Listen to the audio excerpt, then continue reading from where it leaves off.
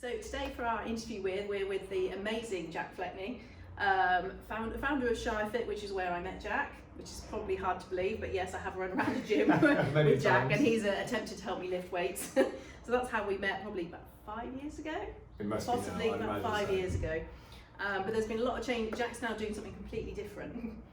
We thought that'd be a really good idea to talk to Jack about what he's doing, why he's doing it, and particularly how that fits with our values as a business. So Jack, do you want to just introduce yourself and what you do? Of course, yeah, I suppose, yeah, I've literally just had a massive career change. So I was a business owner, I ran a business for about 5.5 years, which was a gym business.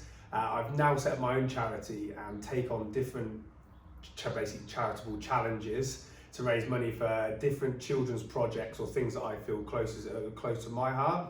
Before that, before I ran a gym, I was a Royal Marine Commando, and before that I played rugby as well. So I've had, I suppose, a slightly diverse group of jobs. Yes. Fab. And what was it that made you move from, like I said, Charities, which is how we met, to doing what you do now as a challenger? Is it challenger your job description now? Yeah, imagine. I think probably adventurer might be the best. Might be the best way of saying it.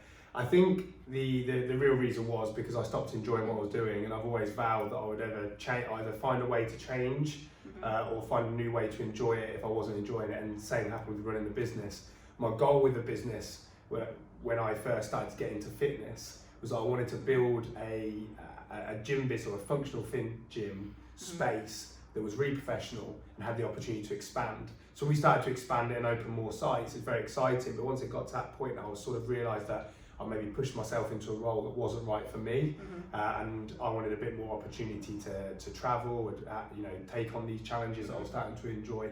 So yeah, so I thought, well, I've accomplished what I wanted to accomplish, so now it's time to try and make a change. So then I started to think about where was that change going to go, and that's where we got to where we are now. Yeah. Fab. So tell people who are watching, what is your current challenge? So the next one, incredible. Yeah, the next one's on the 12th of June, so in a few weeks' time, which is trying to beat the 24-hour chin-up world record. It's obviously hanging the bar, pulling up, and doing as many as you can in 24 hours. The record at the minute is 5,340. So the plan is to do 5,341. Thing is, I couldn't even do your one, so we'll support you. But honestly, like I said before, a lot of people look at these challenges and think, wow, but we were on 6 months ago, and if I did a set of chin-ups in one go, I think I could probably do about 13, 14 reps in one go. So a lot of it's about changing perception of what you can achieve, and then building a routine that allows you to literally just, my whole world has been built around this challenge over the last 6 months, and now over the last 6 months I've done about 45,000 chin-ups now in preparation. So literally everything's been on this one challenge. So for me, it's all about actually changing perception. Go, yeah, I think I can do that, and I've learned from the stuff I've done in the past that if you look at it like that, as long as you prepare for it, actually anything is achievable. Yeah.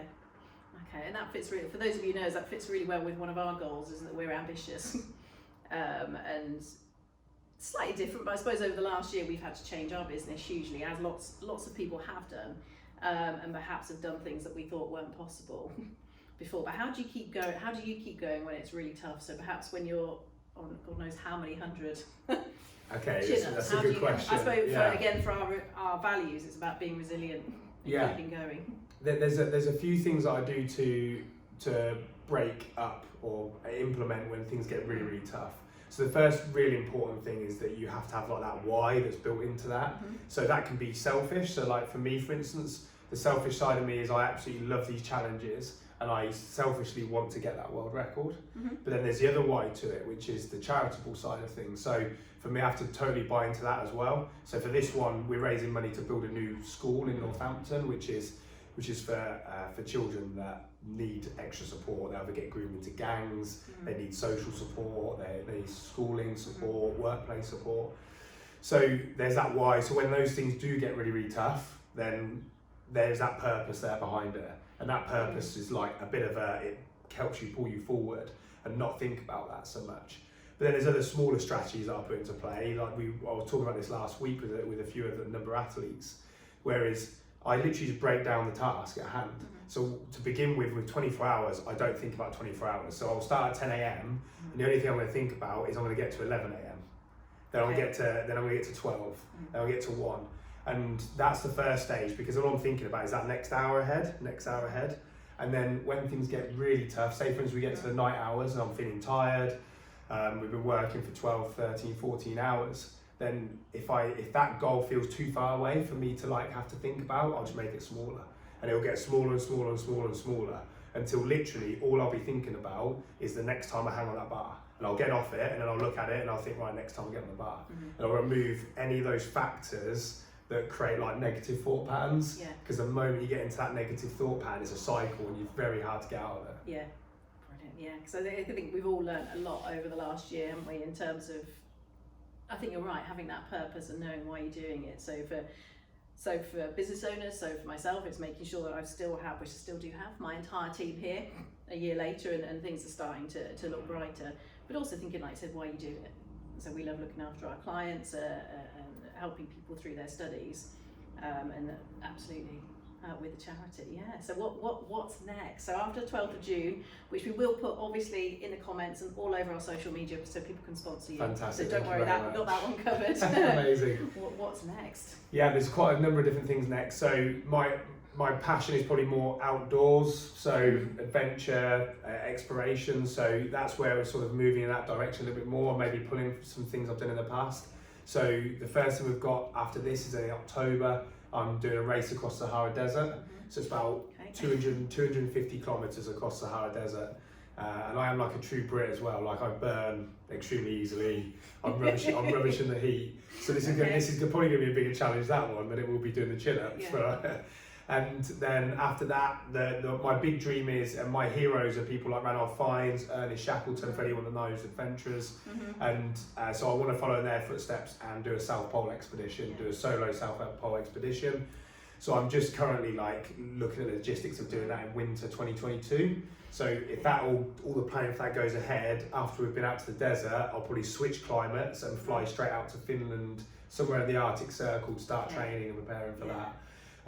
Each of those will be obviously tailored towards a different charitable need. So we're looking at military charity at the minute for the race across Sahara, and then we'll look at another children's charity for the South Pole. I think there'll be another record attempt as well in there next year sometime, because I have to be trying to grab them when I can whilst I'm still young. So as I get a bit older, they become harder to get. I get more injured now each year, so I have to make sure I time it well. Yeah, because am I right? Didn't you do a skiing challenge last year, but then you managed to injure yourself, so you did it one arm? Yeah, so that was a very similar story to this one I've done. So it was a 24-hour ski erg, which is like a bit like a rower, but it stood up and it simulates skiing. So that was quite a short notice thing, and that was actually for the foundation that we're raising money for now. That's because when they went into lockdown, they were in a pretty serious condition in terms of these kids needed support, but they weren't receiving the funding they needed. So we did that on short notice, and yeah, that was a 24 hours attempted to beat the world record. So I think I got to about hour 19, 20 and started to have some issue like in my upper back on my left hand side. And it just got to a point where it was spasming and my scap was locking up, so I couldn't lift my hand above my head. But luckily it was two handles, so I could do it with one hand. So that was the longest 4 hours ever, just doing it with one hand, because it felt so slow and you're waiting for the clock to run over. Yeah. But yeah, I beat the world record in that. I think I did about 285 kilometres in the 24 hours, yeah. Wow. And the last question, which is related, so how did you keep going with that? Because I mean, a lot of people, maybe sensibly, if they've injured themselves, would stop, but you kept going. How did you do that?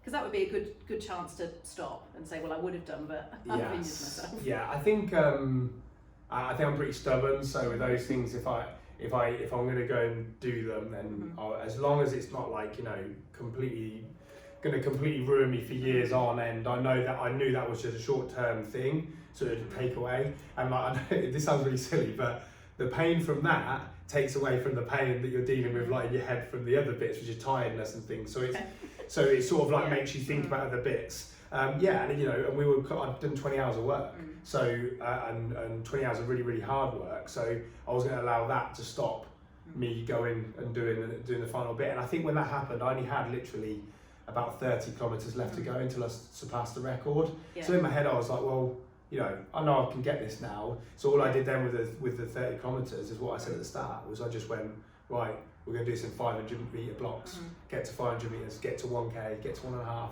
and then just slowly chipped at it like that. Yeah, brilliant. And it was nice. We had people there supporting, and it was all those things come together to think we're not going to stop. We're going to keep on going. And actually, one last question. Apologies. So, as a previous business owner, so you had a team of people, didn't you? What would you say your key? Because I've met quite a lot of them, and they're all really good people. Even if they do make you do squats and burpees and things like that. Very true. But what would you say are the keys to developing a great team in a business? Leadership, probably. I think so. Something I probably didn't truly harness to begin with, but a lot of it's because I ran the business my own to begin with. Was building leaders within your team. So as it depends what the business goal is, but traditionally it's expanding and growing. So it's always about building leaders that can do jobs better than you can. So my goal was always to bring people in, to hopefully give them opportunity and growth potential, and allow them to be able to be really good at what they do, lead their teams.